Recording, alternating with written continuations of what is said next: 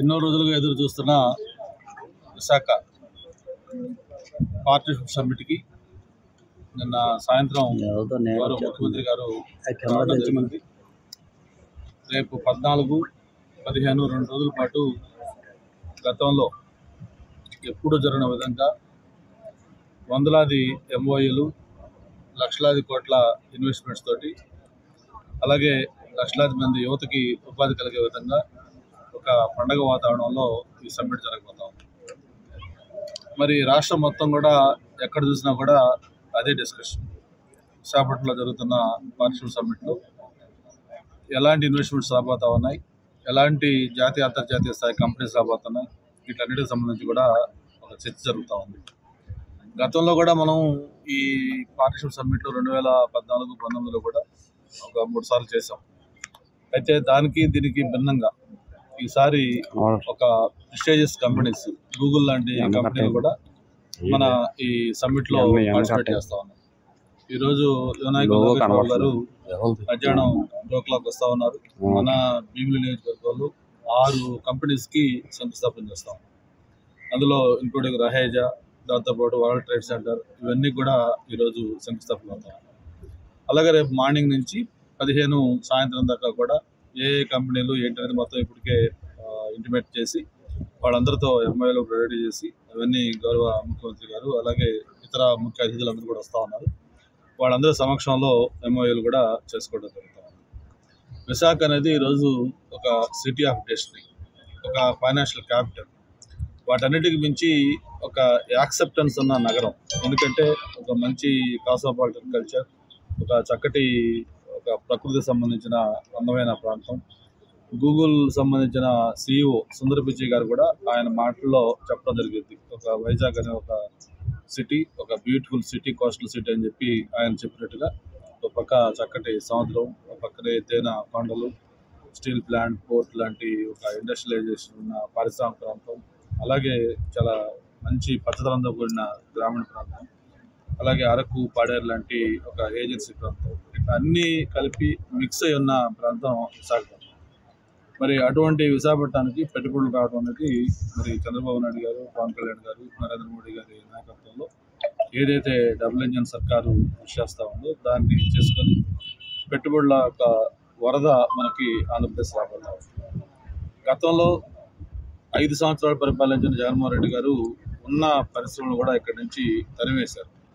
అంటే మన అమరాజా బ్యాటరీస్ కావచ్చు, అలాగే లూలు కావచ్చు, ఇవే ఏ అయితే ఆ రోజు పరిపాలన చేస్తున్న ముఖ్య వ్యక్తి ఒక యాటిట్యూడ్ తోటి ఇక్కడి నుంచి పరిశ్రమలు కూడా పారిపోయాయి.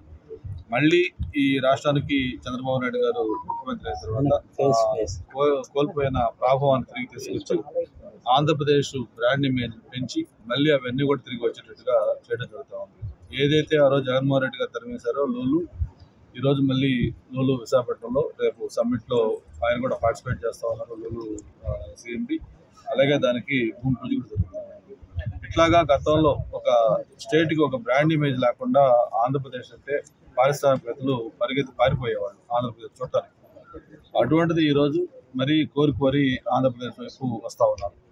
నాకు నిన్న సాయంత్రం నుంచి కూడా దాదాపు ఒక 10-15 మంది ఫోన్లు చేశారు. సార్ మాకు రోజులైంది అంటున్నారు EDB వాళ్ళ MOAs చేయడానికి, కొంచెం దయచేసి వీలైతే కొంచెం మాకు చెప్పి మాకు కూడా ఇంక్లూడ్ చేయండి సార్ అని చెప్పి నాకు డైరెక్ట్గా చాలా మంది ఫోన్ చేస్తున్నారు.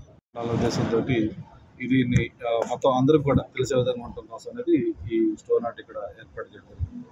వైజాగ్లో మరి జరిగే MOAsలో నాకు కూడా గర్వకారణం ఏంటంటే దాదాపు మెజారిటీ MOAs అన్ని కూడా మన భీమిలి నియోజకవర్గంలో అవుతా ఉన్నాయి.